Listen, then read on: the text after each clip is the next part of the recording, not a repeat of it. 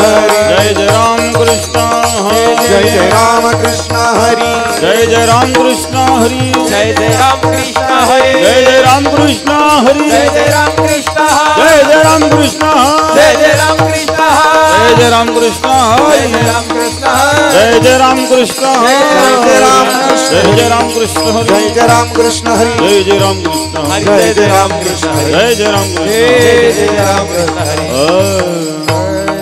जय जय राम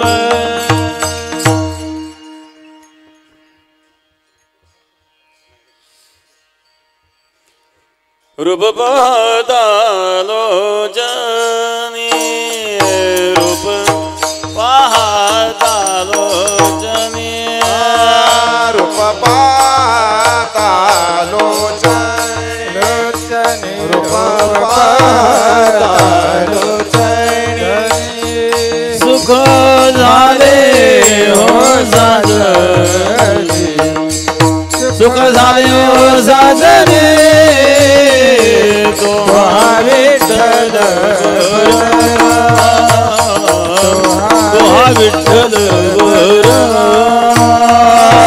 झाले वो साजनी सुख झाले वो साजनी तुहा विठ्ठल बरवा तुहा विठ्ठल बरवा तोहा माधव तोहा माधव बरवा तोहा विठ्ठल बरवा तोहा विठ्ठल बरवा तुहा माधव बरवा तुहा माधव बरवा तुहा विठ्ठल बरवा हरी हरी तुहा विठ्ठल बरवा बहुत सुकृताची जोडी बहुत सुकृताची जोडी बहुता सुकृताची जोडी बहुत सुकृताची जोडी म्हणून विठ्ठली आवडी म्हणून विठ्ठली आवडी तो हा विठ्ठल बरवा तो हा विठ्ठल बरवा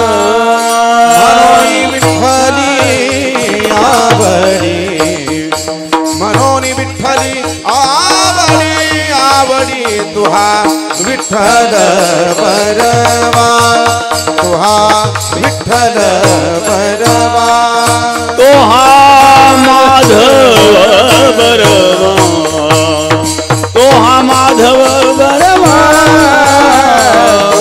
तो हा विठ्ठल बरवा विठ्ठल बरवा तुहा माधव बरवा तुहा माधव बरवा तुहा विठ्ठल बरवा तुहा विठ्ठल बरवा सर्व सुखाचे आले सुखाचे आगर सर्व सुखाचे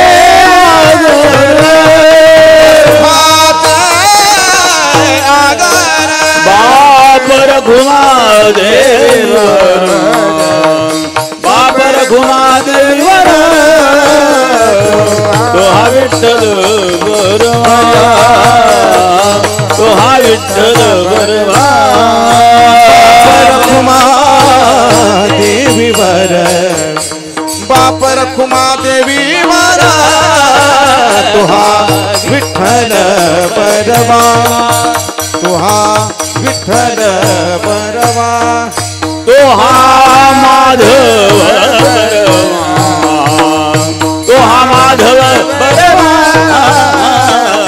तो हा विठ्ठल बरवा विठ्ठल बरवा माधव बरवा तुहा माधव बरवा तुहा विठ्ठल बरवा तुहा जय जय राम कृष्ण हरि जय जय राम कृष्ण हरि जय जय राम कृष्ण हरि जय जय राम कृष्ण हरि जय जय राम कृष्ण हरि जय जय राम कृष्ण हरि राम कृष्ण हरि जय जय राम जय जय राम कृष्ण हरि जय जय राम कृष्ण हरि राम कृष्ण हरि जय जय राम जय जय राम जय जय राम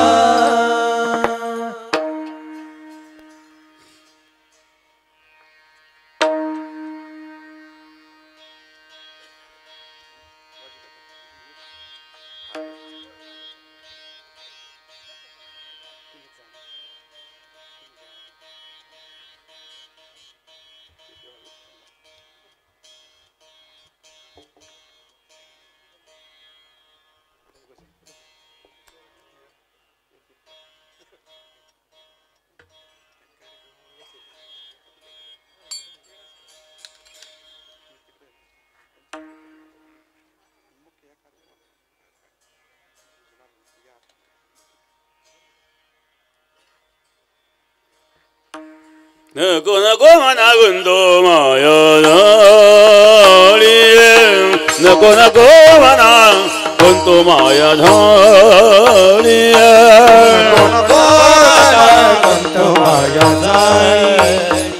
नको नको मना गुंतू माया जाळी नको नको मना गुंतू माया धाडी नको नको मना गुंतू माया धाडी नको नको मना गुंतू माया जाळी नको नको मना गुंतू माया जाळी काळ आला जवळी ग्रासावया काळ आला जवळी ग्रासावया काळाची हेवडी पडेल बाजेवा काळाची हेवडी पडेल बाजेवा आला जवळी ग्रासावया आला जवळी ग्रासावया काळाची बुडी पडेल माझे भा काळाची बुडी पडेल माझे भा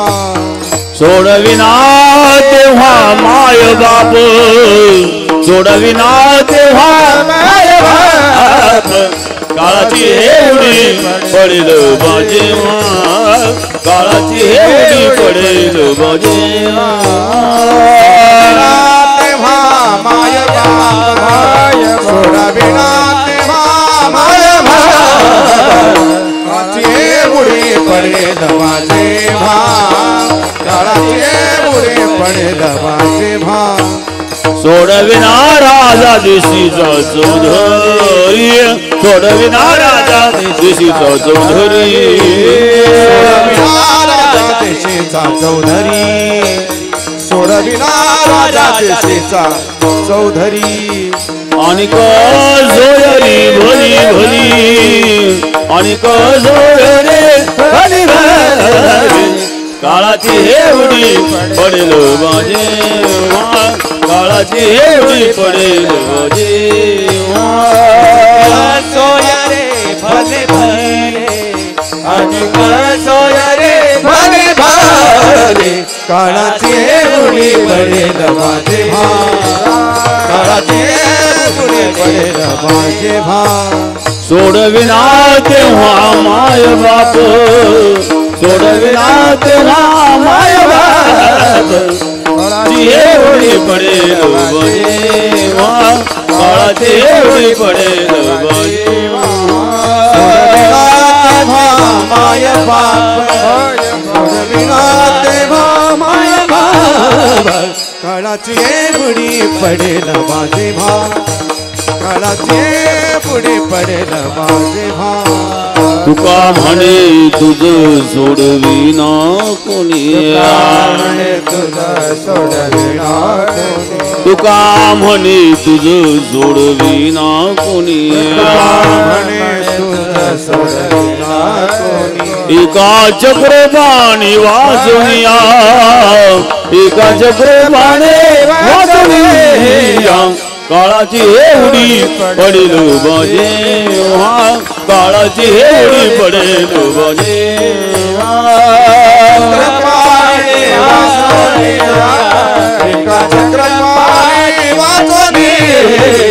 काळाची बुडी पडेल माझे काळाची बुडी पडेल माझे भा सोडविना तेव्हा माय बाप सोडविना तेव्हा माय बाप काळाची हेडी पडेल जेव्हा काळाची हेडी पडेल जेव्हा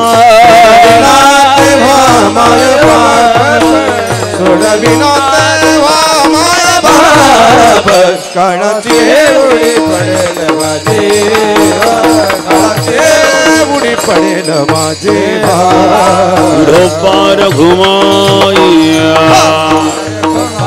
ढोपार घुमाए ढोबार घुमाए ढोबार घुमाए ढोबार घुमाए ढोबार घुमाए ढोबार घुमाए ढोबार घुमाए ढोबार घुमाए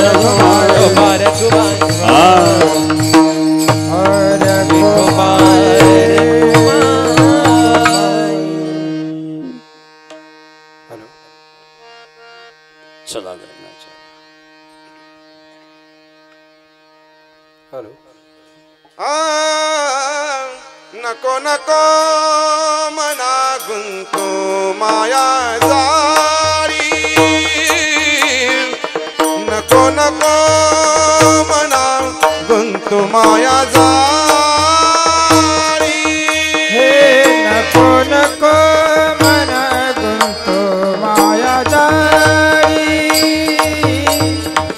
नको नको मना गुंतो माया जारी नको मना गुंतो माया जारी नको नको मना गुंतो माया नको नको मना गुंतो माया जारी नको नको मना गुंतो माया जारी काळ आला जवळी जवळी जवळी ग्रासावया काळ आला जवळी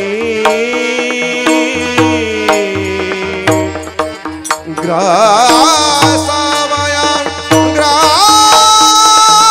ग्रासावया काळाची उडी पडेल बाजे काळाची उडी पडेल बा जेव्हा काळाला जवळे ग्रासावया काळाला जवळे ग्रासावया ग्रासावया काळाचे ओढे पडेल माझे काळाची हे उडी पडेल माझे सोडविना तेव्हा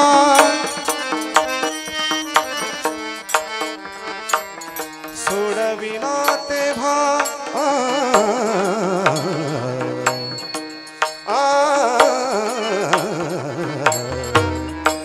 माय बाप सोडविना तेव्हा तेव्हा तेव्हा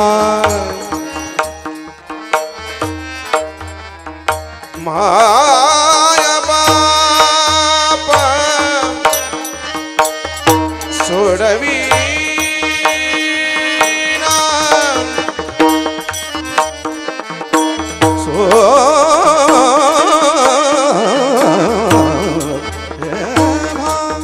सोडविना तेव्हा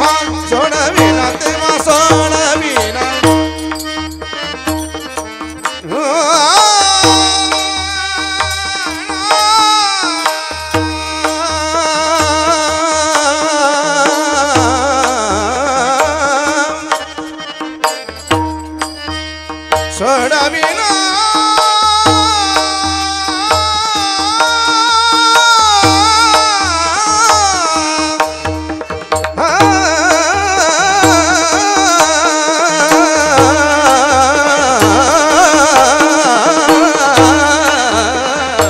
सोडविना तेव्हा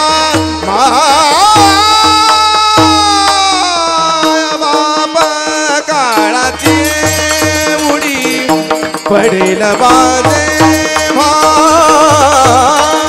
काळाची उडी पडेल बा जेव्हा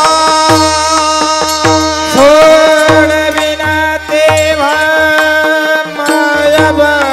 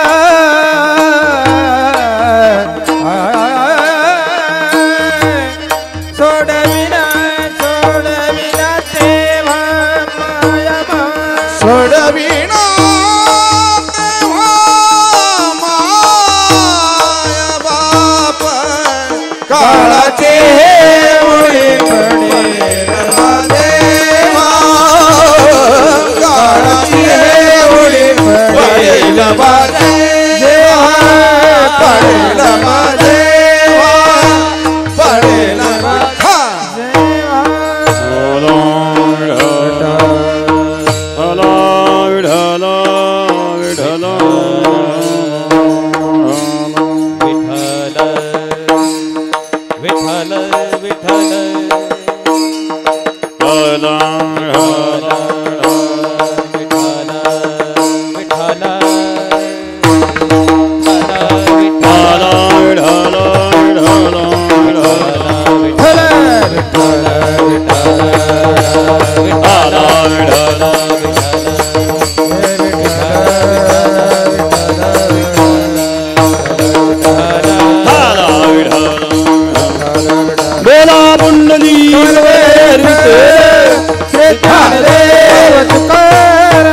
पंढरीनाथ भगवान सद्गुरु गंगागिरी महाराज की सद्गुरु नारायण गिरी महाराज भगवान ज्ञानेश्वर महाराज की जय बोलो रे भाई सब संतन की जय विठाला विठाला विठाला विठाला विठाला विठाला विठाला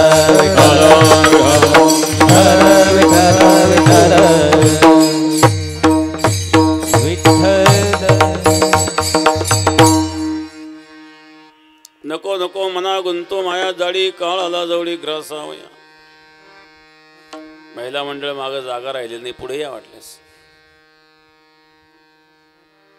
काळाची ही उडी पडेल बा जेव्हा सोडविना तेव्हा माय बाप. सोडविना राजा देशीचा चौधरी आणि कसोरी भली भली. काळाची ही उडी पडेल बा जेव्हा सोडविना तेव्हा माय बाप. तुका म्हणे तुझं सोडविना कोणी एका चक्रपाणी वाचोनिया. काळाची ही उडी पडेल बा जेव्हा सोडविना तेव्हा माय बाप. पांडुरंग गुरु प्रथम पांडुरंग गुरु प्रथम पांडुरंग करू प्रथमन मन दुसरे चरण संतानी दुसरे चरण संतांचिया दुसरे चरण संतांचिया त्यांच्या कृपादाने कसे नारणार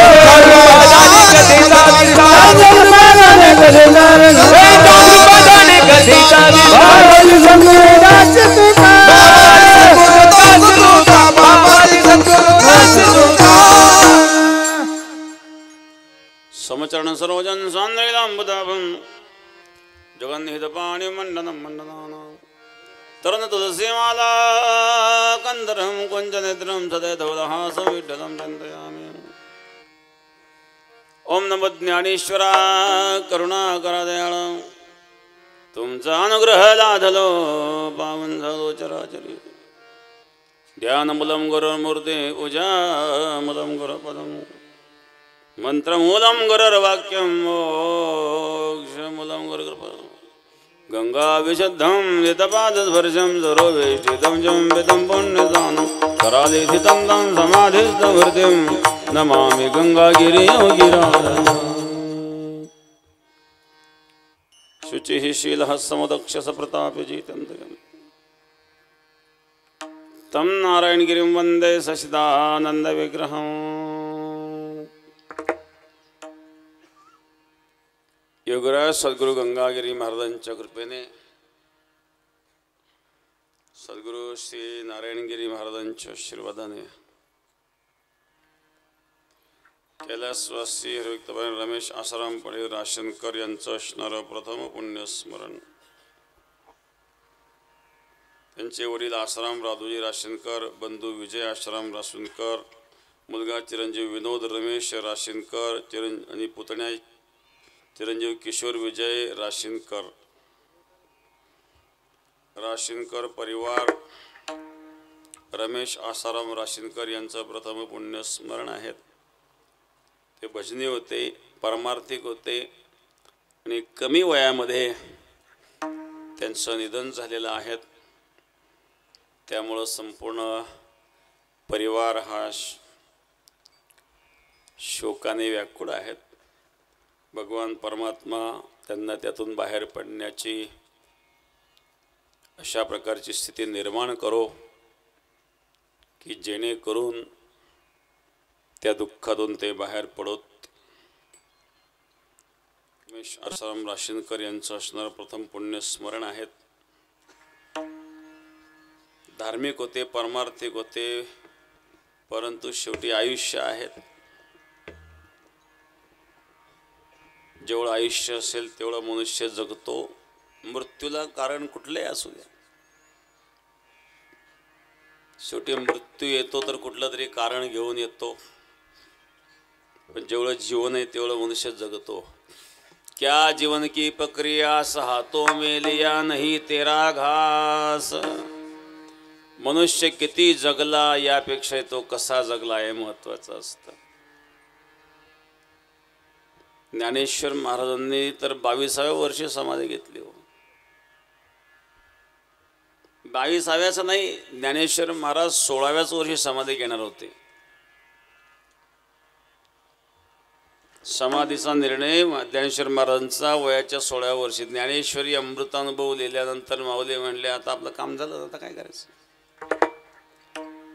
पण निवृत्तनाथ महाराज, सोपान काका, मुक्ताबाई यांनी अळवलं. ज्ञानेश्वर महाराजांनी सांगितलं तुम्हाला तुमच्या करता तिघांकरता मी 2-2 वर्ष देतो. निवृत्तनाथांचे 2, सोपान काकाचे 2, मुक्ताबाईचे 2, असे झाले 6 वर्ष. मग 16 आणि 6 किती झाले? 22. म्हणजे 6 वर्ष देतो आणि सांगितलं. नंतर 22व्या वर्षी ज्ञानेश्वर महाराजांनी समाधी घेतली, संजीवन समाधी घेतली. तुकाराम महाराज तरी 40 वर्ष राहिले. आद्य शंकराचार्य 32 वर्ष राहिले. 32 वर्षात संपूर्ण भारत भ्रमण केले त्यांनी, शंकराचार्यांनी. म्हणून मनुष्य किती जगला यापेक्षाही तो कसा जगला हे महत्वाचं असतं. आणि म्हणून ज्यांचं जीवन एक आदर्श होतं ते कैलासवासी हरिभक्तपरायण रमेश आश्रम राशीनकर परिवार हा बेटाशी जोडलेला, बेटाशी निष्ठावान असणारा परिवार आहे. उपस्थित सर्व राशीनकर परिवारावर प्रेम करणारे त्यांचे आप्तेष्ट मित्रगण भक्तगण,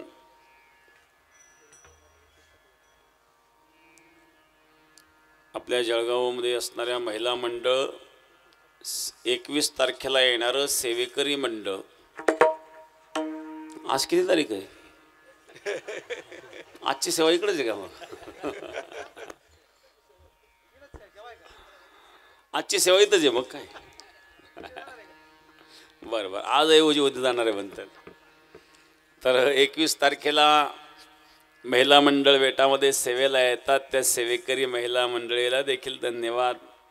ज्येष्ठ मंडळ, तरुण मंडळ, महिला मंडळ, भजनी मंडळ, गायक वादक मंडळ, महाराज मंडळ, पाहुणे मंडळ, नेते मंडळ, सर्वांना धन्यवाद. आजूबाजूचे पंचकृषीतील भक्त मंडळ त्यांनाही धन्यवाद. जे वाकडेकरी उपस्थित झाले त्यांनाही धन्यवाद.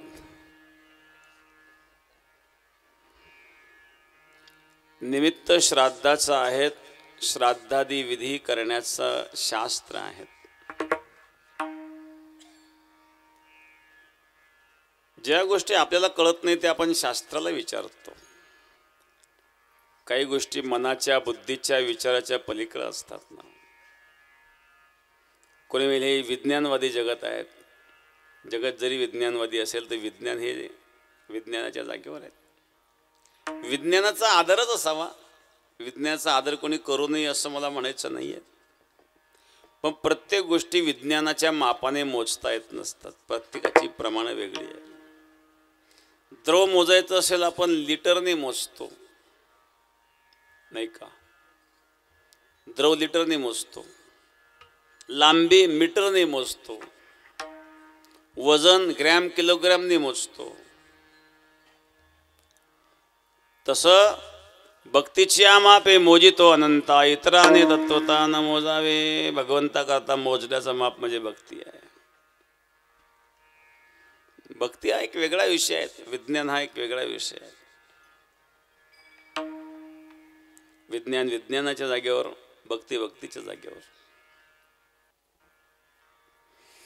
शास्त्रामध्ये जीवाच्या कल्याणाकरिता जे काही मार्ग सांगितलेले आहेत त्या मार्गाचा अवलंब आपण करावा. वेगवेगळ्या रूढी परंपरा पाहायला मिळतात वेगवेगळ्या धर्मामध्ये. हिंदू धर्मामध्ये 10 संस्काराला विशेष महत्त्व आहे. काही लोक पुरतात, काही गाळतात, काही जाळतात. उत्तर भारतामध्ये जलसमाधी देतात, पाण्यामध्ये टाकून देतात. मासे सगळं खाऊन टाकतात. ते हाडाचे सापडे कुठेतरी अडकतात. कधी कधी बातम्या येतात इतके सापडे सापडले, कुठून आले, कुठून नाही आले. ते पद्धत आहे तिकडं पाण्यात सोडून द्यायची. त्याला जलसमाधी म्हणतात. अग्नी जाळतोय, अग्निसमाधी झाली. जमीन पुरतोय, भूसमाधी झाली.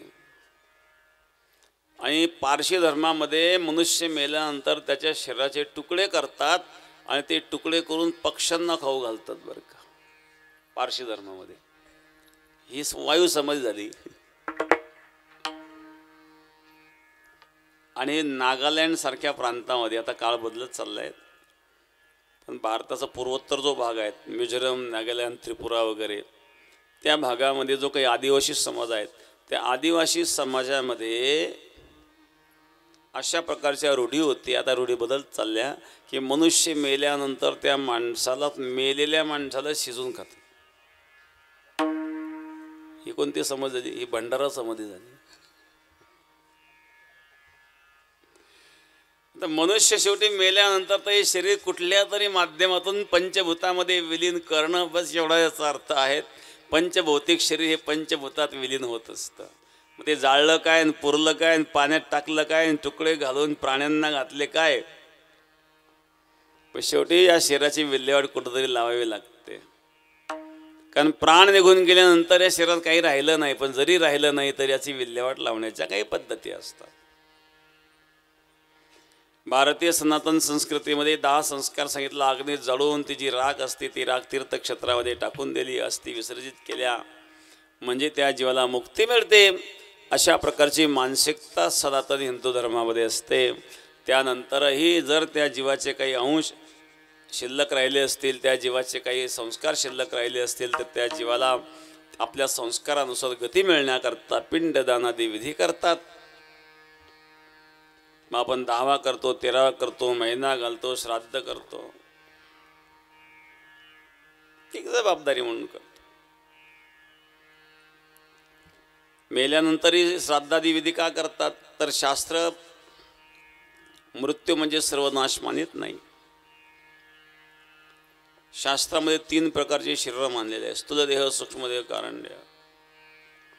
मृत्यू झाला, जाळून टाकला तो स्थूलदेह आहे. सूक्ष्मदेह, कारणदेह शिल्लक आहेत आणि ते वासनारूपाने शिल्लक राहतात.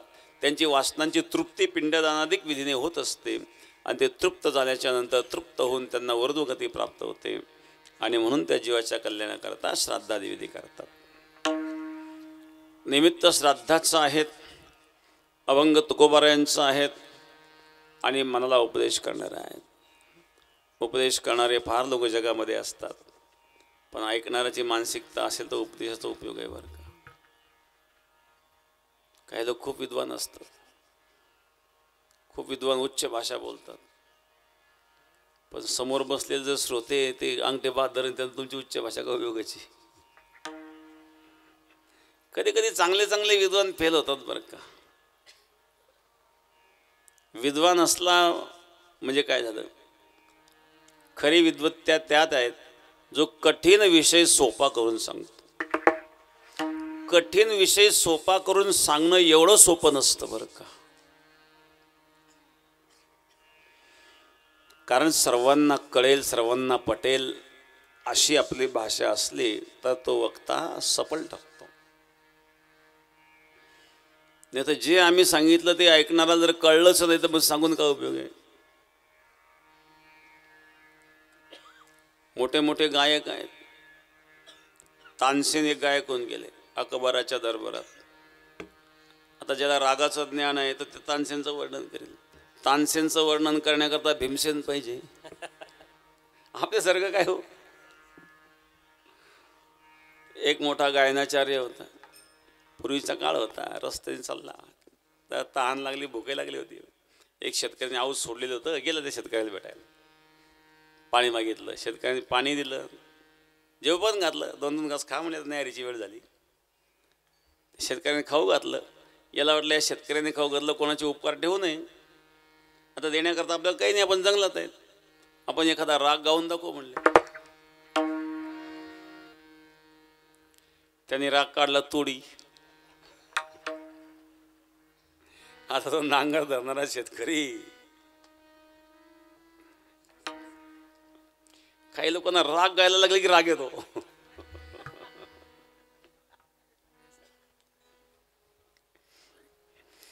आता याने जेव्हा राग गायला सुरुवात केली त्याला काही ज्ञान नव्हतं ना. जेव्हा तान एक एक तान सुरू केले, हा म्हणला असं काय करतोय म्हणले.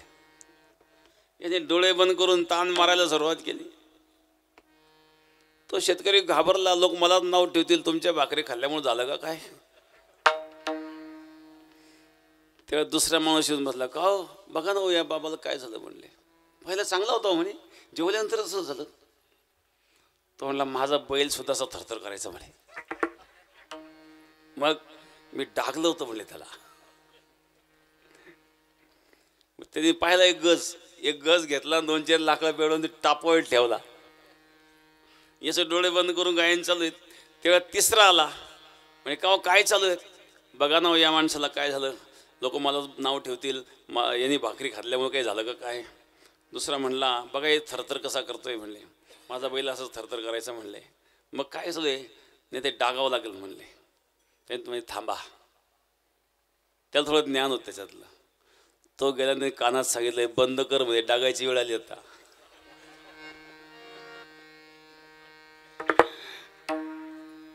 आता समोर जर ऐकणारे तसे नसतील ठीक आहे, तज्ञ असतील तुम्ही का. तसं किती विद्वान असला समोर ऐकणारे श्रोते जर त्या प्रकारचे नसतील, तुमचं तत्वज्ञान जाणून घेण्याची क्षमता त्यांच्यामध्ये नसेल, तर आपली बुद्धी त्यांच्या समोर दाखवून उपयोग नाही. ऐकणाराची मानसिकता महत्वाची असते. वक्ता त्याला म्हणतात. तर अशा प्रकारे जगामध्ये सांगणारे फार आहेत. प्रत्येकाला सांगावं वाटतं. तमासगीर सांगतात, ऐका हो ऐका, खूप चांगला तमाशा आलाय. चित्रपटवाले सुद्धा सांगतात, खूप चांगला चित्रपट आला, ऐका माझा ऐका. प्रत्येक जण म्हणतो आमचा ऐका. जगात सांगणारे वेगवेगळ्या पद्धतीचे, वेगवेगळ्या प्रकारचे आहेत. परमार्थ सांगणारे खूप आहेत, परमार्थ दिखावा करणारे खूप आहेत. जीवनामध्ये किती उतरतं हा भाग वेगळा आहे. एकदा पौराणिकपणे पुराणातून सांगितलं, चातुर्मास चालू होतं, पुराण चालू होतं. पुराणामध्ये सांगितलं की चातुर्मासात वांग खाऊ नये. दुसऱ्या दिवशी एका ठिकाणी भोजनाला बोलवलं. 4-5 प्रकारच्या भाज्या होत्या. त्यात वांग्याची भाजी होती रसदार. सगळ्यांना वाढली, पौराणिक बोला वाढलीच नाही. पौराणिक बुवा म्हणले सगळ्यांना वाढली, मला का नाही वाढली? मग तुम्ही रात्री सांगितलं ना चातुर्मासात वांग खाऊ नये, तुम्हाला नाही वाढली. मग रसा वाढायला काय हरकत आहे म्हणे. जिभेला पाणी सुटलं म्हणते, अशी रसदार काय लाल भाजी दिसत होती. भाजी वाढायला लागली ती माता, ती फोड पडू नये म्हणून चमचा आडवा लावला. विचारलं, हा आडवं दाणकं कशा करता लावलं? मग ती फोड पडू नये म्हणून. त्या फोडीची जर पडायची इच्छा असेल, तुम्ही आडवं काय येता बरं? एक शेजारी म्हणला, का तुम्ही तर सांगितलं पोथीतून की चातुर्मासात वांग खाऊ नये. हो, मी कोण नाही म्हणतो म्हणले. सगळे काम मीच करायचे का? सांगायचं मी, करायचं मीच. एक काम मी करतो, काम तुम्ही करा. सांगायचं काम मी करतो, ऐकायचं काम तुम्ही करा. करायचं कोणी ज्याचं त्यांनी ठरवा. आता असे वक्ते असले तर, लोभी गुरु लालची चेला, होय नरको मी ठेला मेला. याला परमार्थ म्हणत नाही महाराज. आणि ऐकण्याची मानसिकता व्हावी लागते. कीर्तन म्हटलं की 50च्या पुढचे लोक जास्त दिसतात. याला कारण काय?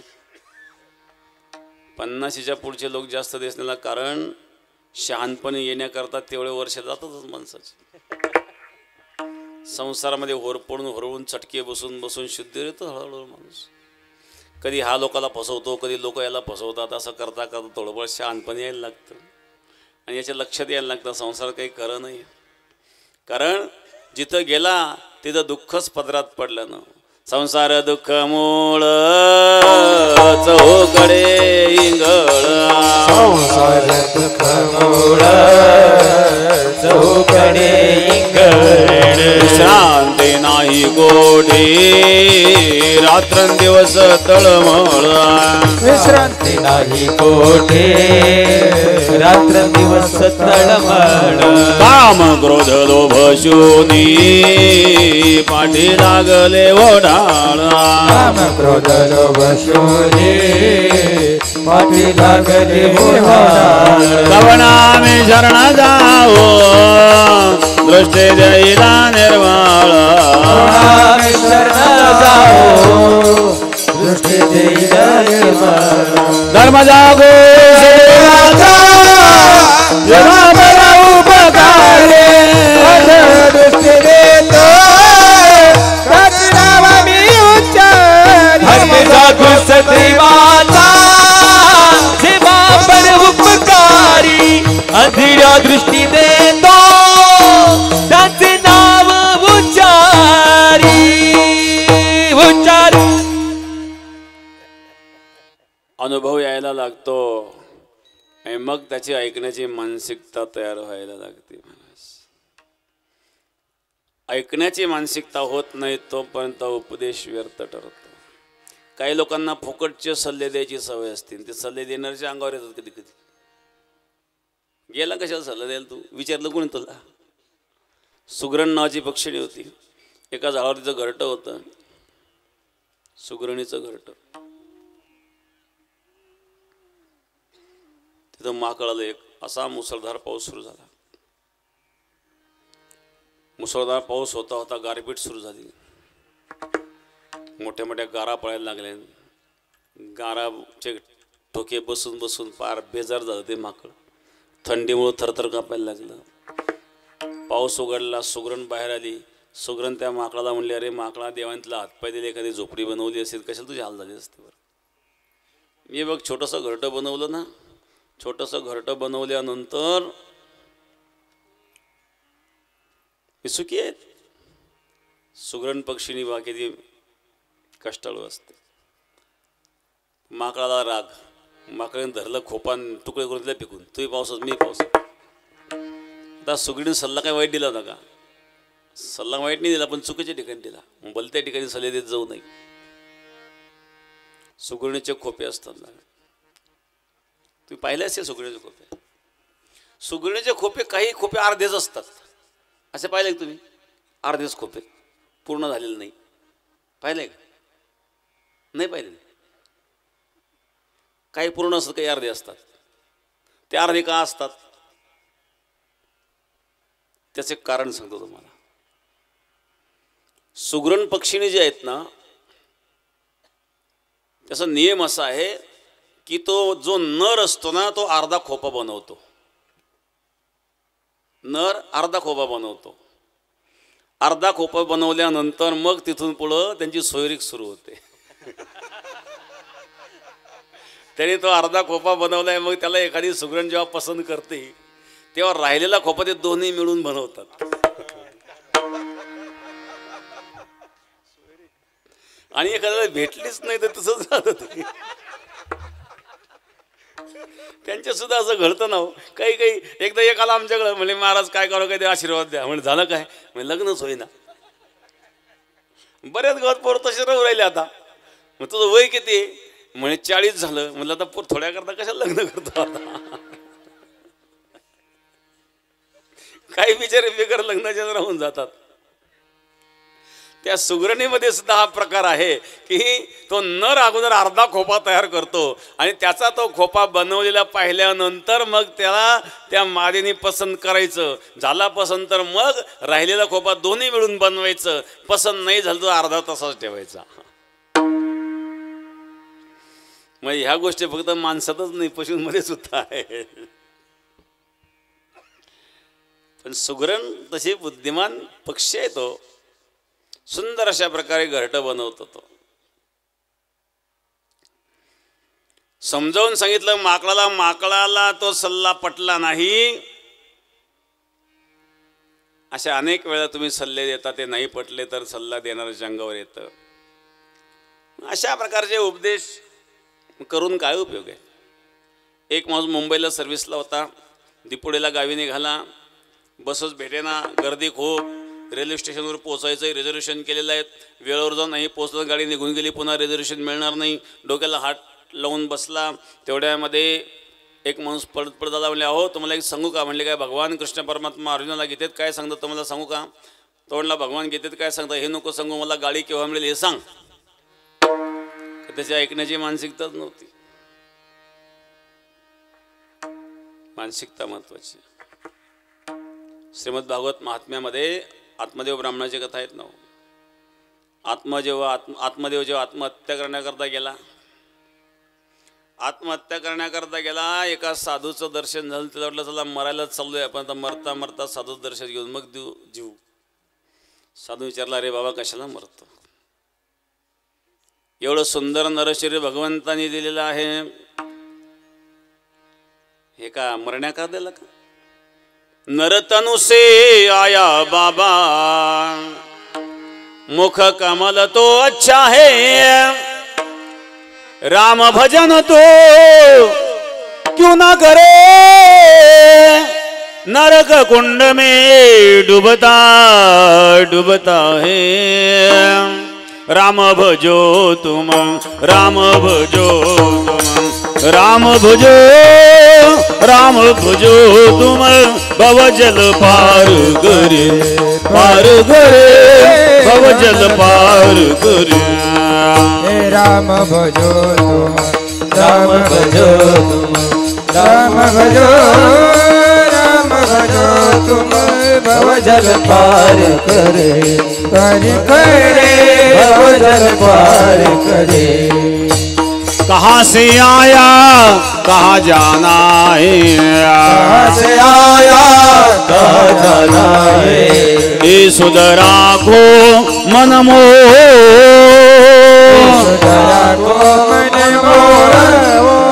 एक खिन सब जाए,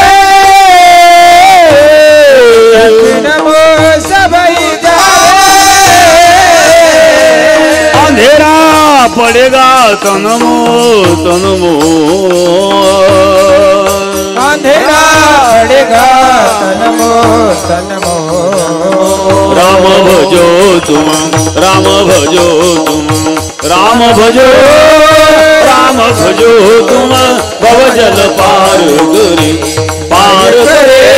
भव जल पार करे। राम भजो तुम राम भजो तुम राम भजो भव जल पार करे भव जल पार करे भव जल पार करे। हे मनुष्य शरीर भगवत प्राप्ती करता दिलेले आहेत, कशाला आत्महत्या करतो? तो म्हणला महाराज मी काही तर पोथी ऐकायला बसलेलं नाही, आमचं संसारी माणसं दुःख तुम्हाला संन्यासाला काय कळायचं बरं? तुम्हाला पोरण सोरण जीवाला घोर, तुम्ही नका उपदेश करू मला. एक तर मला मुलगा द्या साधू म्हणून, नाहीतर मरू द्या. साधूला दया आली, त्याला एक फळ दिले, हे फळ घे, हे फळ तुझ्या पत्नीला खाऊ घाल, तिला मुलबाळ होईल. ठीक आहे, गेला घरी, पत्नीच्या हातात फळ दिलं, हे फळ खा म्हणले तू. एक तर आपल्याला संतती नाही, लोक हिणवतात, आला निपुत्रिक, आला चांडाळा. कमीत कमी मुलगा झाला म्हणजे लोक हिणवणार तर नाही. तिची बहीण आली होती तिथं, तिची बहीण म्हणले कोण बाबा आणि काय फळ दिलं, काय सांगता येतं, काय असं काही बलतं खात जाऊ नको, तुला मुलबाळ नाही तर काय काळजी करते, माझं पोरग दत्तक घे ना, मी देते ना तुला दत्तक. आता हिला मुलबाळ भरपूर, हिला खायला मिळेल ना, बरं आहे आपलं पोरग दत्तक गेले, प्रॉपर्टी तरी आपल्याला मिळेल. ते बहीणला कधी सांगायला कशाला खाती म्हणे काही, हे कोण गोसावीन काय गोसावीन काय दिलं काय माहिती, याच्यात काय घातलंय त्या फळामध्ये, दे त्या गायला घालून, ते फळ दिला गायला घालून. मी गर्भवती म्हणले, आता मला मुलगा झाला की मी तुला देऊन टाकेल. मी म्हणेल माझा मुलगा मेला आणि तू म्हणायचं मला मुलगा झाला. तिने गर्भवतीचं सोंग आणलं, चिरगुटे बांधून वाढविले पोट गर्वार बोभाड जना माझे. जेव्हा तिच्या बहिणीला मुलगा झाला, ती म्हणली माझा मुलगा मेला, आणि ही म्हणली मला मुलगा झाला. आतमध्ये आनंद झाला मुलगा झाल्याचा, त्याने उत्सव साजरा केला. 3 महिन्यानंतर गायला मुलगा झाला, ते फळं दिलं होतं साधूने. 2 मुलं, काय भगवंताची कृपा, एका मुलाची इच्छा होती, 2 मुलं घरात. मुलं शहाणे झाले. एक मुलं धार्मिक होता, गोकर्णो पंडितो ज्ञानी, द्वंद्वकारी महाखलाहा, द्वंद्वकारी दृष्ट निघाला, द्वंद्वकारी व्यसनाधीन झाला. द्योतंच मांसंच मदिराच वेश्या मृगयार्थ चौर्यं वरदार सेवा, एतानि सप्त व्यसनानि लोके घोराति घोरं नरकान्नया. 7 प्रकारची व्यसनं सांगितली त्यामध्ये द्यूत. तो धर्मराजा बहुपुण्यराशी, का द्यूत खेळे दुर्योधना. हरणी कांता केली उपाधी, विनाशकाले विपरीत उद्योग. धर्मराज द्यूत खेळीचा परिणाम काय झाला? डावामध्ये सगळं राज्य गेलं. हरवणी राज्य तर गेलं, पण पत्नी सुद्धा हरली. हरवणी कांता केली उपाधी,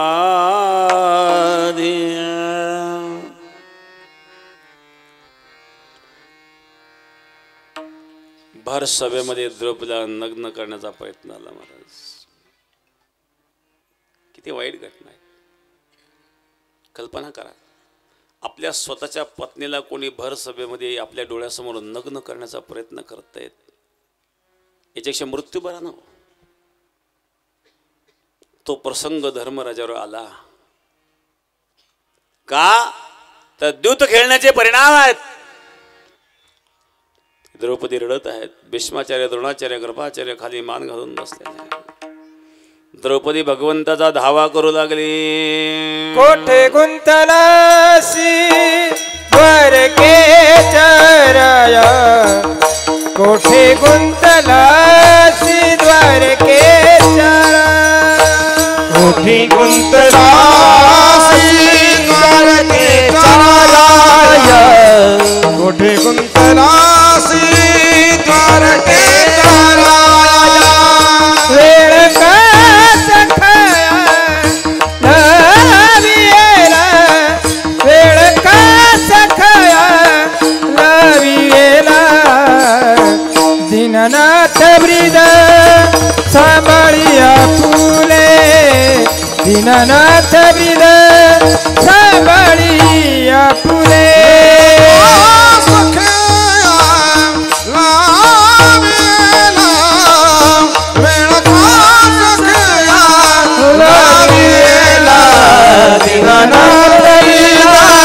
संभाळिया फुले, दीननाथ ब्रीद संभाळिया फुले. कुठे गुंतलासी द्वारकेच्या राया, वेळ का सकाळी लाविला, दीनानाथ ब्रीद सांभाळी आपले नको पाहू केले पाप पुण्य. लाज रखो तुम मेरी प्रभु जी, लाज रखो तुम मेरी, लाज रखो तुम मेरी प्रभु जी, लाज रखो तुम मेरी, लाज रखो तुम मोरी प्रभु जी, लाज रखो तुम मोरी, लाज रखो तुम मोरी प्रभु जी, लाज रखो तुम मोरी. मैं गरीब तुम करुणा सागर,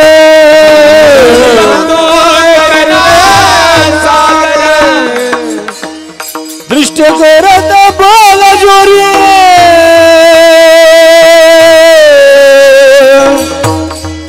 दृष्ट करत बोल जोरी,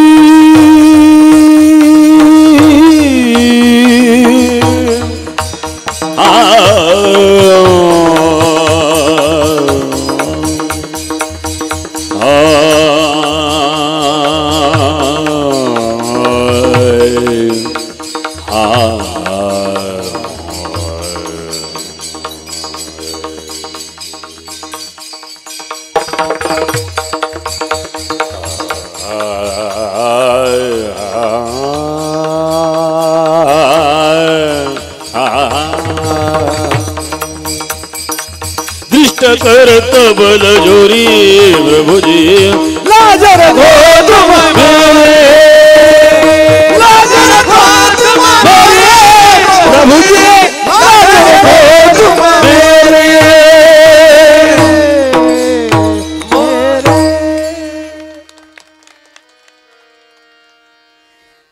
मैं गरीब तुम करुणा सागर, दृष्ट करत बल जोरी प्रभुजी, लाज रखो तुम.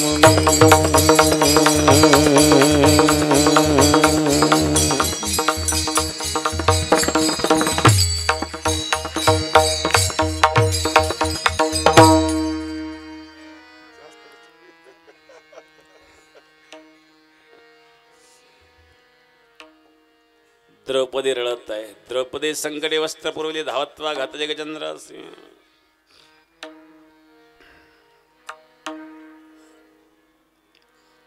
जेव्हा मुलगा व्यसनाधीन झाला, अनेक व्यसन जडले. मी उदाहरण सांगतो आत्मदेवाचं. व्यसन कोणतंही चांगलं नाही. धर्मराजाला द्यूत खेळण्याचं व्यसन लागलं, द्यूतांचे मौसमचे मदिराचे वेश्या, अनेक प्रकारची व्यसन. सगळी व्यसनाला जडली. बापाने एक दिवस विरोध केला, अरे बाबा असं का करतोस, दारू पिऊ नये, मौज खाऊ नये. त्यांनी बापाला सांगितलं मला उपदेश न करू, तुम्हाला या घरात राहायचं असेल नीट राहा, नाही निघा घरच्या बाहेर.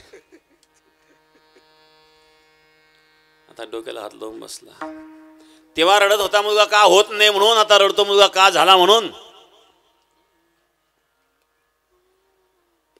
पश्चातापाची वेळ. त्यावेळेला गोकर्णाने उपदेश केला महाराज.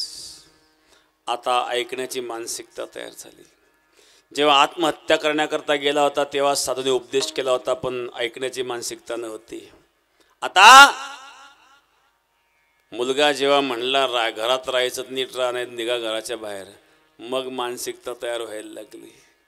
म्हणून तर 50 उलटल्यानंतरच परमार्थ सुचतो.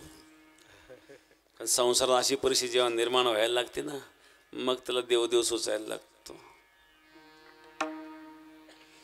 गोकर्णाने उपदेश केला. देहस्ति मांस रुधिरे भीमते त्यजत्वं छाया सुतादिषु सदा ममता विमंच पश्चान्निशं जगदनं छिन्नभङ्गतिष्ठो वैराग्य राग रसिको भव भक्तिनिष्ठ.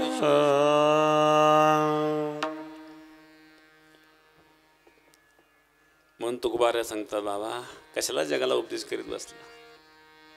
जगाला उपदेश करण्यापेक्षा मनाला उपदेश कर. अरे मना नको रे मना या मायेच्या जाळ्यात अडकू, समोर काळ तुला ग्रासण्या करता आलाय प्रथम चरणामध्ये. नको नको मना गुंतू माया जाळी, नको नको मना गुंतू माया जाळी. नको नको मना गुंतू माया जाळी, नको नको मना गुंतू माया जाळी. नको नको मना गुंतू माया जाळी, नको नको मना गुंतू माया जाळी. नको नको मना गुंतू माया जाळी, नको नको नको मना गुंतू माया जाळी. काळाला जबडी ग्रासावया, काळाला जबडी ग्रासावया, काळाला जवळी ग्रासावया, काळाला जवळी काळाला जबडी ग्रासावया, काळाला जबडी ग्रासावया, काळाला जवळी ग्रासावया. काळात ये उडी पडेल बाजेबा, काळात ये उडी पडेल बाजेबा, काळाची उडी पडेल बाजेबा, काळाची उडी पडेल बाजेबा, पडेल बाजेबा, पडेल बाजेबा. विठोबार खुमाई हो बार घुमाई, विठोबार घुमाई हो बार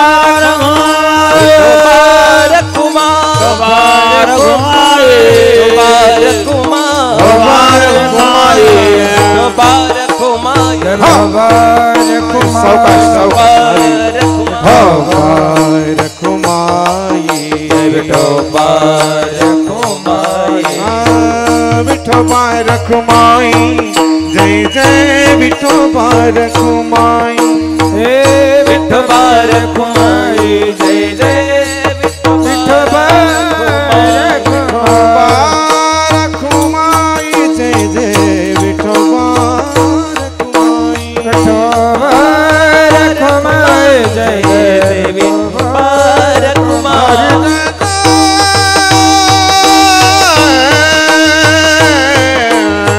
विठोबा रखुमाई.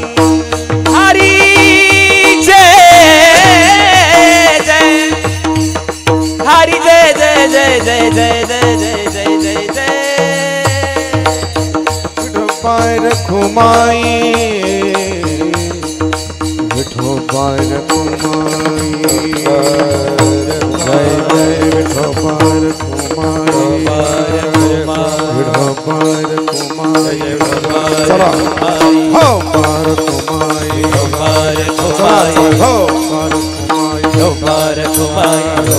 विठोबार घुमाई विठोबार घुमाई हो बार कुमाई हो बार कुमाई चला बाकीचं सगळं बाजूला हो बार घुमाई हो बार कुमाई विठोबार घुमाई विठोबार घुमाई हो बार कुमाई विठोबार बार कुमाई विठोबार घुमाई बार कुमाई घुमाई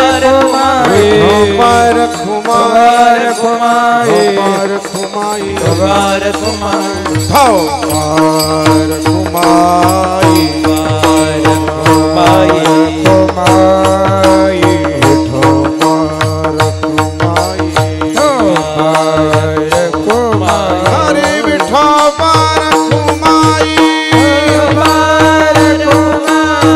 बार कुमाई चला चला लवकर चला विठो बार कुमाई बार कुमाई विठोबार घुमाई विठो बार कुमाई विठोबार घुमाई बार कुमाई विठोबार घुमाई बाकीच्या मायला उठू नका बाकीच्या मायला उठू नका बाकीच्या बसून राहा मायला नंतर सगळ्याचं दर्शन होणार आहे मध्ये उठू नका कोणी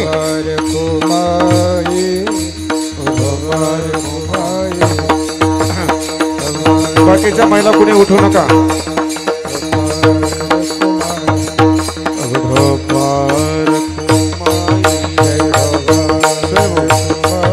विठोबार घुमाई विठोबार घुमाई विठोबार घुमाई जय जय जय विठोबार विठोबा हे विठोबा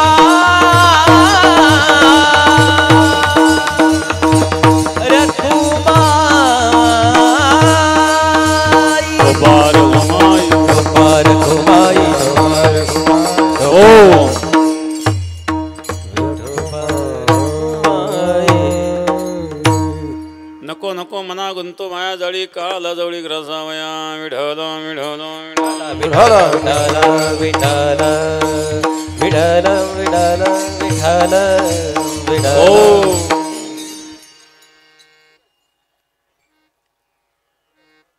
लांबून लांबून पाहुणे आलेले आहेत. जास्त न लांबवता लवकर आवरून घेऊ आपण. या ठिकाणी राशीनकर परिवारावर प्रेम करणारे त्यांचे सर्व आप्तेष्ट मित्रगण भक्तगण, कैलासवासी हरिभक्त परायण रमेश आश्रम पाटील राशीनकर, त्यांचा सर्व परिवार, त्यांचे वडील आश्रम राधूजी राशीनकर, बंधू विजय आश्रम राशीनकर, मुलगा चिरंजीव विनोद रमेश राशीनकर, पुतण्या चिरंजीव किशोर विजय राशीनकर, आणि तसा श्राद्ध होऊन गेलेलं आहेत आपल्या तारखेनुसार. आणि आज ही तारीख ठरवलेली आहेत. म्हणून जेवण श्राद्धाचं नाही आहेत, सर्वांनी श्राद्ध झाल्यामुळं एक पुण्यस्मरण म्हणून सेवा आहेत. आणि आमचे चिरंजीव आमचे विनोद भाऊ, विनोदचा खूप आग्रह होता आणि हा कार्यक्रम आपण वेळ जरी बदलून किती दिवस, मला वाटतं 8-15 दिवस इकडे घेतले ते, की आपलाच कार्यक्रम व्हावा अशी त्याची इच्छा होती आणि म्हणून हा दिवस बदलून घेतलेला आहे. आणि जे हरिभक्त विजय महाराजही त्यांच्याबरोबर होते तारीख घ्यायला. विजय महाराजांनाही धन्यवाद आणि सर्व पाहुणे मंडळींना धन्यवाद. विशेषतः आज या ठिकाणी हरिभक्त परायण गायनाचार्य भगुरे महाराज उपस्थित आहेत, त्यांनाही धन्यवाद. आणि सर्वच गायक वादक मंडळी आणि सर्व श्रोतृगण. नको नको मना गुंतू माया जाळी काळाला जवळी ग्रासावया.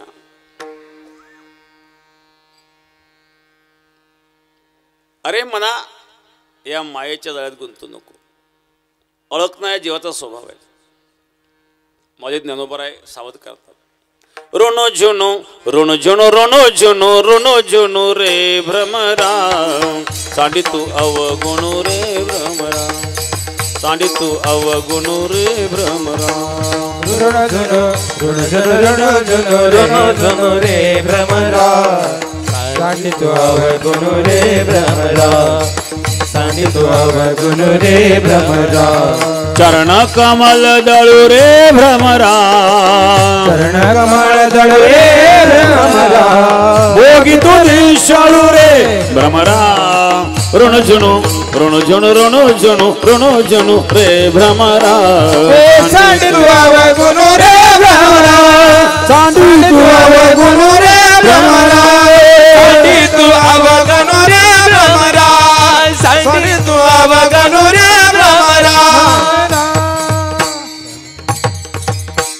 ऋण झुन रे भ्रमरा सांडी तू अवगुण रे भ्रमरा चरण कमल दळू रे भ्रमरा भोगी तू निश्चळू रे भ्रमरा सांडी तू अवगुण रे भ्रमरा. या भ्रमराच्या ठिकाणी काही अवगुण आहेत. एक भ्रमर गेला उडत होता, पळसाचं झाड होतं, त्या पळसावर एक पोपट बसलेला होता. ते पोपटाची चोच पाहिली आणि या भ्रमराला वाटले पळसाचं फुलच आहे. पळसाचं फुलन पोपटाची चोच दिसायला सारखीच आहे ना. तो गेला त्या पळसाजवळ, त्या पोपटाने पाहिला भ्रमराकडं. पोपटाला वाटलं इथं जांभळे झाड असलं पाहिजे. आयतं जांभूळ पळत का सोडवा बरं. जांभूळ समजून पोपटाने झळप घालून खाऊन टाकलं त्याला. त्याला वाटलं पळसाच फुलन, तो होतं पोपट. असं सुख समजून कुठंतरी हे मन धावतं आणि दुःखाला कारण ठरतं. म्हणून सांडे तू अवगुण रे भ्रमरा रे मनरूपी भ्रमरा अवगुण सोड. निरर्थक चिंतन करणं या मनाचा स्वभाव आहे. म्हणून सावध केलेलं आहे. नको नको मना गुंतो माया जाळी काळाला जवळे ग्रासावया. तुका म्हणे मना पाहिजे अंकुश नित्य नवा दिस जागृतीचा. या मनावर नेहमी अंकुश पाहिजे, जागृती पाहिजे बरं का. आणि म्हणून त्याकरता विचार करावा लागतो. काय विचार करायचा आहे तुका बऱ्याकडे सांगतात. क्षणोक्षणी हाची करावा विचार, करावा विचार, करावा विचार. क्षणोक्षणी हाची करावा विचार, करावा विचार, करावा विचार. क्षणोक्षणी हाची करावा विचार, करावा विचार, करावा विचार. क्षणोक्षणी हाची करावा विचार,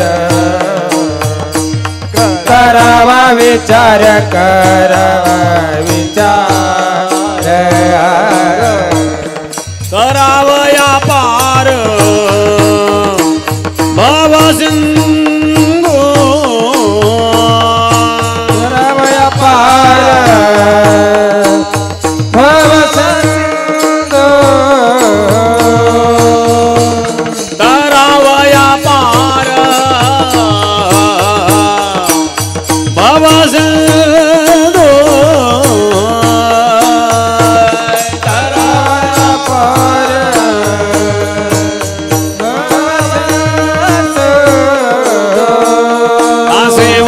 देह जाणार जाणार सकळ जाणार सकळ. नाशिवंत देह जाणार सकळ, जाणार सकळ, जाणार सकळ, जाणार सकळ, जाणार सकळ.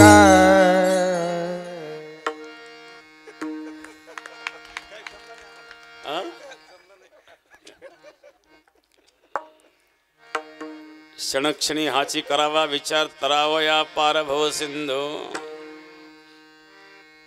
विचार करून मनावर अंकुश ठेवावा लागतो. मनोधावती सर्वत्र मदोन्मत्त गजेंद्रवत, उन्मत्त झालेल्या गजेंद्राप्रमाणे धावणारं मन आहेत. हे एका जागेवर कधी थांबत नाही. मन नको नको मना गुंतू माया जाळी, काळ लाजवली ग्रासावया. अरे मना, निरर्थक आयुष्य घातलं तर समोर मृत्यू चुकणार नाही. काही लोक विनाकारण मनोराज्यात राहतात, स्वप्न पाहतात मनातल्या मनात. झोपेत पडणारी स्वप्न वेगळी, काही जागा असताना स्वप्न पाहतात ना. मी सांगत असतो उदाहरण. एक भिकारी स्वप्न पाहत होता. मुळक्यात बाजेवर तुटक्या दोरीवर फाटक्या गोधळू पडल्या पडल्या. भिक्षा मागायचा, उरलेलं पीठ टांगून ठेवायचा माठामध्ये. त्या माठाकडे पाहून विचार करतो, जर दुष्काळ पडला पिठाचे फार पैसे होतील. किती होतील बरं? एवढं सगळं पीठ विकलं म्हणजे एक शेळी येईल ना त्या पैशात. एक शेळी घेऊन टाकू म्हणले आपण. मग 5-6 वर्षात 20-25 शेळ्या होतील. शेळ्या विकून टाकायच्या. शेळी कुठे तोंड घालते ठेवायच्याच नाही. मग 2 जर्सी गाई घेऊ, 20-20 लिटर दुधाच्या 40 लिटर दूध होईल. 40 लिटर दूध जर दररोज व्हायला लागलं तर काय भाव दुधाचे आता? 40 रुपये. मग 40 रुपयाचे 40 लिटर किती झाले? 1600 झाले. मग 700 रुपये खर्चात गेले. राहिले किती? 900. 900 म्हणजे महिन्यात किती झाले? 9 तरी 27,000 रुपये मिळतील. 9 महिन्याला. महिन्याला 27,000 रुपये जर दुधाचे मिळायला लागले तर लग्न काय हरकत आहे? कोणी मुलगी दिली आपल्याला? तो मनातल्या मध्ये विचार करतो, मोडक्या बाजूवर तुटक्या दोरीवर फाटक्या गोधळू पडल्या पडल्या विचार करतो. ते पिठाकडं पाहून मग लग्न होईल, मग पत्नी घरात येईल, मग मुलं बाळं होतील. मग मी सकाळी सकाळी गाईचं दूध काढीत असेल, त्यावेळेस पोरगं पळत पळत येईल. पोरगं म्हणेल, पप्पा पप्पा मम्मीने बोलावलं. मग मी म्हणेल, चल बाजूला, तुला समजत नाही का मी काम करतो इथं. त्यावेळेस पत्नी बाहेर येईल. मग आमच्या दोघांचे भांडणं होतील. मला असा राग येईल, तिला अशी लाथ मारील. अशी लाथ मारली मळक्याला सारं पीठच पीठ अंगावर. बघा याचं स्वप्न. हे मन असंच स्वप्न पाहत राहतं. नको ते स्वप्न पाहणारं मन आहे. आणि मग तुका म्हणे, मना पाहिजे अंकुश नित्य नेवाद दिस जागृतीचा. म्हणून तुकोबा सांगतात, नको नको मना गुंतू माया जाळी, काळाला जवळी ग्रासावया. मृत्यू जवळ आलेला आहे.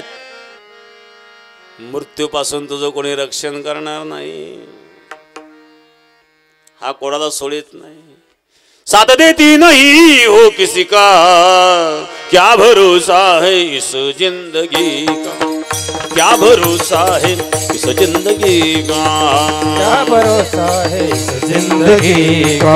क्या भरोसा है इस जिंदगी का. साथ देती नहीं, साथ देती नहीं, साथ देती नहीं, साथ देती नहीं हो किसी का. साथ देती नहीं हो किसी का. क्या भरोसा है इस जिंदगी का. क्या भरोसा है इस जिंदगी का. क्या भरोसा है इस जिंदगी का. क्या भरोसा है इस जिंदगी का. कोणत्या क्षणी मृत्यू येईल सांगता येत नाही. महाराज सांगतात, काळाची जेव्हा तुझ्यावर उडी पडेल तेव्हा तुला तुझे माता पिता सोडवणार नाही. द्वितीय चरणामध्ये काळाची हे उडी पडेल जेव्हा. काळाची हे उडी पडेल जेव्हा. काळाची हे उडी हो पडेल जेव्हा. हो काळाची हे उडी पडेल जेव्हा. हे काळाची हे उडी पडेल जेव्हा.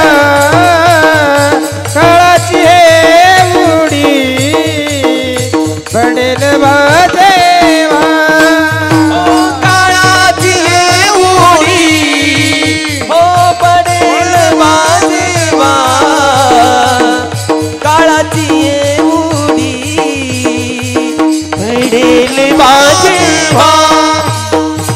सोडविना तेव्हा माय बाप सोडविना तेव्हा माय बाप सोडविना तेव्हा माय बाप सोडविना तेव्हा माय बाप सोडविना तेव्हा माय बाप सोडविना तेव्हा माय बाप सोडविना तेव्हा माय बाप सोडविना तेव्हा माय बाप हे काळाची हे उडी पडेल देवा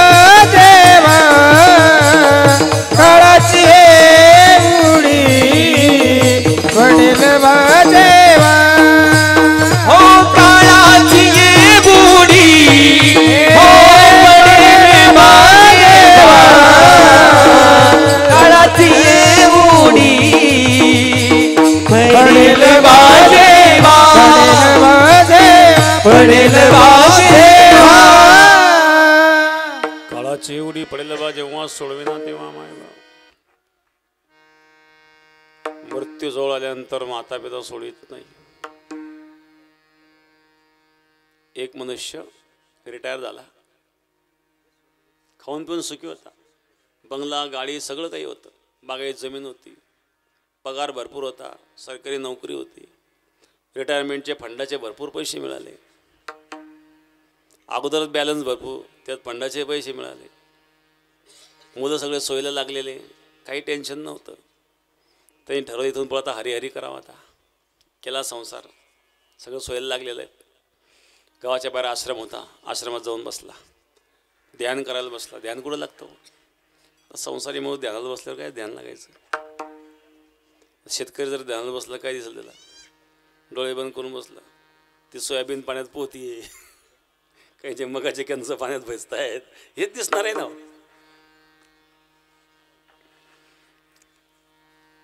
तो गेला, महाराज मी सगळा संसार सोडला म्हणे, पण मनातूनच काही संसार जाईना म्हणे. डोळे बंद केले का ध्यान लागण्याऐवजी दुसरंच काही दिसतं म्हणे. काहीतरी उपाय सांगा मला, देवाचं ध्यान घडलं पाहिजे असं काहीतरी सांग. तो प्रारब्ध पाहू दे म्हणे, हात दाखव बरं. हात पाहिला, तू 7 दिवसात मरणार आहे म्हणे. 7 दिवसात मरणार म्हणजे धाबत आणलं. घरी गेला, मोठ्या मोठ्या रडायला लागला. बायको म्हणले काय झालं? बाबांनी सांगितलं 7 दिवसात मरणार. पत्नी मुलं सगळे लागले रडायला, कसं काय झालं, काय झालं? 2 दिवस मुलं रडत बसले. तिसऱ्या दिवशी एक मुलगा म्हणला, किती दिवस आम्ही रडत बसावं, कामधंदे सोडून कुठं जावं? आईला सांगितलं, आम्ही चाललो कामावर, काही झालं कमी जास्त फोन करा मला. अवघड आहे महाराज. एकदा एक मनुष्य होता, ते दोन्ही मुलं अमेरिकेत होते बरं का. आता आई वारली, यांनी मुलांना फोन केला. दोघांपैकी एक मुलगा आला भेटायला, एकच मुलगा आला बरं का. आई मिली तरी बापाने विचारलं, रे तू एकटा आला, तुझा भाऊ नाही आला? नाही, त्याने मला सांगितलं आता आई गेली तुझा, बाप जाईल तेव्हा मी जाईल. तो बापाला सांगतोय. दोन्ही अमेरिकेत राहत आहेत. श्रीरामपूरला इथं त्या उड्डाण पुलाच्या पलीकडून एक वृद्धाश्रम आहे तिथं बघा. एक म्हातारा होता. आता म्हाताऱ्यात लोक वृद्धाश्रमात राहतात. वारला तो. वारल्यानंतर ते फोन नंबर पाहिले, त्याच्या मुलीचा फोन सापडला. ती मुलगी होती पुण्याला. यांनी वृद्धाश्रमात त्या मुलीला फोन केला की अशा अशा प्रकारे तुमच्या वडिलाचा मृत्यू झालेला, तर लवकर ये जाऊ. ते म्हणले मला वेळ नाही. म्हणजे तुम्ही करून घ्या विधी, तुम्ही विधी करून घ्या आणि ते अस्थी मला कुरिअरने पाठवून द्या म्हणले. बघा, एकुलती एक मुलगी, बाप वृद्धाश्रमात, ती म्हणते तुम्हीच विधी करून घ्या, अस्थी मला कुरिअरने पाठवून द्या. अशा अनेक प्रकारच्या अडचणी, समस्या दिवसेंदिवस निर्माण होत चाललेल्या आहेत. विढाला विढाला विढाला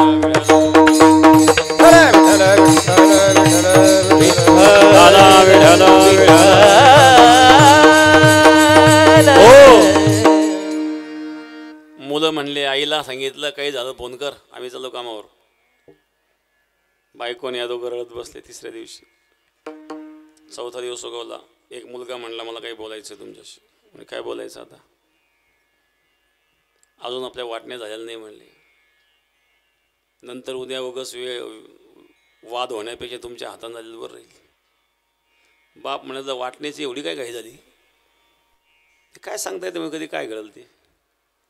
नंतर वाद होण्यापेक्षा आता तुमच्या हाताने वाटण्या कोणतं काही बिघडलं का बरं. त्याने विचार केला जेव्हापासून 7 दिवसात मरणारी बातमी कळाली सगळ्यांचं वागणं बदललं. बघू म्हणले उद्या करून देऊ वाटण्या तुमची. 4था दिवस संपला, आला 5वा दिवस उगवला. ठरलं वाटण्या वगैरे करायच्या. मुलांच्या वाटण्या करून दिल्या. पत्नी म्हणली माझं काय, तुझं काय आता, आतापर्यंत आपण मुलात राहिलो होतं सर, राहा, सुनांचा काय भरोसा. मग तुझं काय मत आहे. माझं मत आहे तुमच्या खात्यावर जे रिटायरमेंटचे पडलेले आहेत द्या ट्रान्सफर करून माझ्या खात्यावर. सुनांचा काय भरोसा नाही, तेच उपयोगी देईल मला. सुनांनी नाही जीव लावला काय करू मी. बायका मुलं सगळेच लागले भांडायला. याला वाटलं काय बायकोचं प्रेम होतं, ती बदलली, मुलंही बदलले. बायकोच्या नावावर काही ट्रान्सफर करून दिले, तरी पण बरेच पैसे होते त्याच्याकडं. काही व्यसन नव्हतं, आयुष्यभर कमाई केलेली, प्रॉपर्टी चांगली होती. त्यांनी ठरवलं राहिलेले पैसे आता कोणाला द्यायचे नाही, गोरगरिबाला वाटून देऊ. त्यांनी गोरगरिबांची यादी काढली, दिली वाटून. 6व्या दिवशी मुलं लागले भांडायला.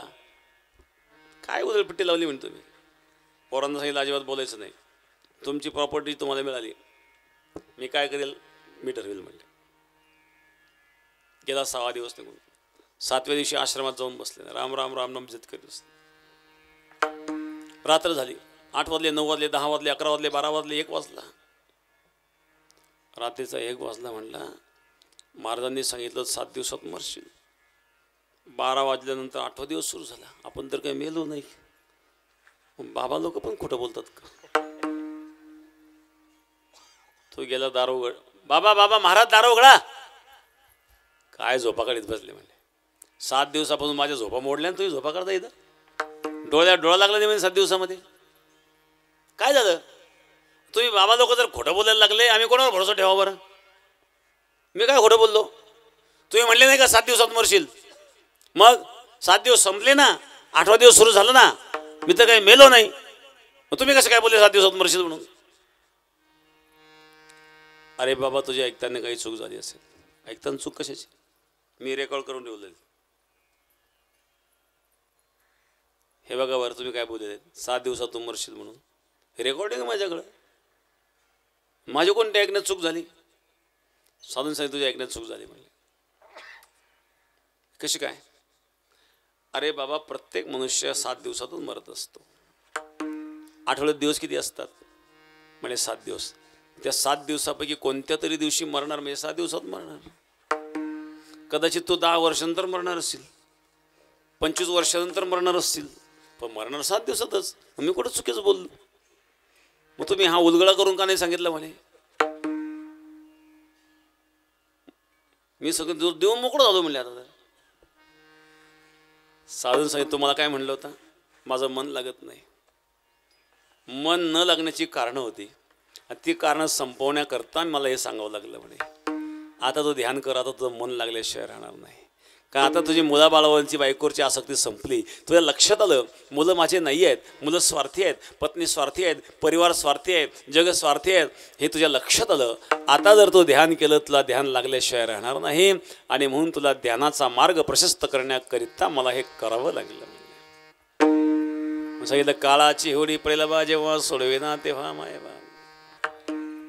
माता पिता सोडवणार नाही, मग कोणी राजा सोडवणार नाही, कोणी चौधरी सोडवणार नाही, सोयरे तर अजिबात नाही. तृतीय चरणामध्ये सोडविना राजा देशीचा चौधरी, देशीचा चौधरी. सोडविना राजा देशीचा चौधरी, देशीचा चौधरी.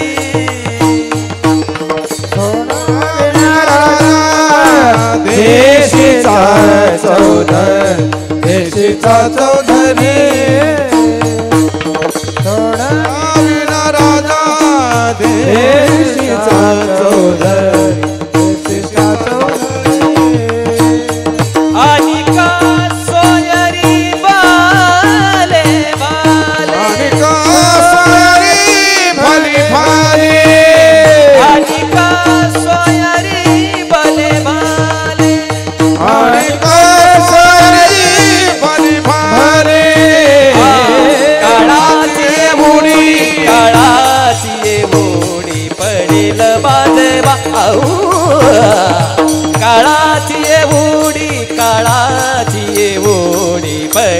वाजेवा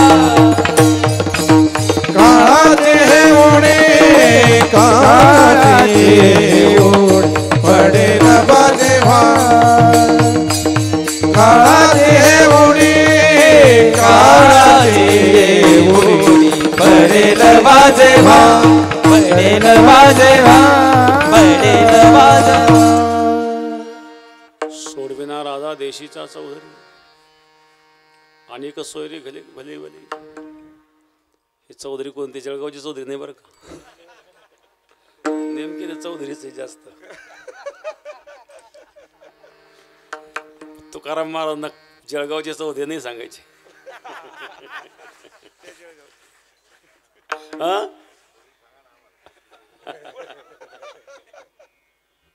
त्यांना काय माहिती जळगाव चौधरी म्हणून तुकाराम महाराजांना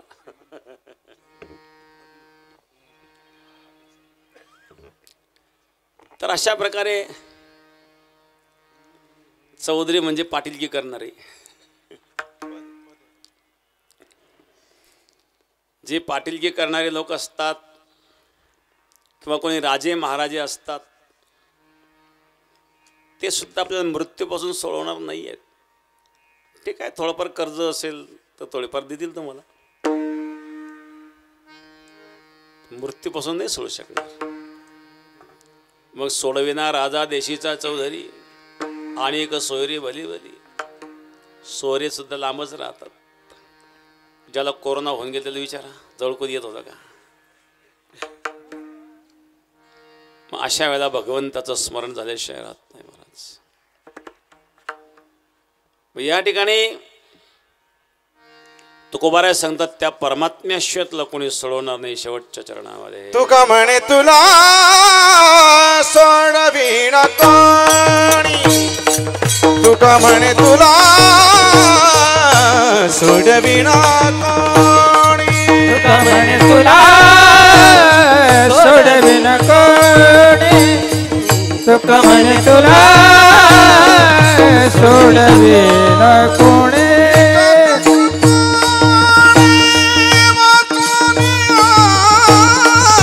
एका चक्रपाणी वाचोनिया काळाची एवढी पडेल बाजेवा पडेल बाजेवा काळाची एवढी पडेल बाजेवा एका चक्रपाणी वाचोनिया एका चक्रपाणी वाचोनिया काळाची ओढी पडेल वाजेवा काळाची एवढी पडेल बाजेवा ज्ञानेश्वर माऊली ज्ञानराज माऊली माऊली ज्ञानेश्वर माऊली ज्ञानराज माऊली तुकाराम ज्ञानेश्वर माऊली ज्ञानराज माऊली ज्ञानेश्वर माऊली ज्ञानराज माऊली तुकाराम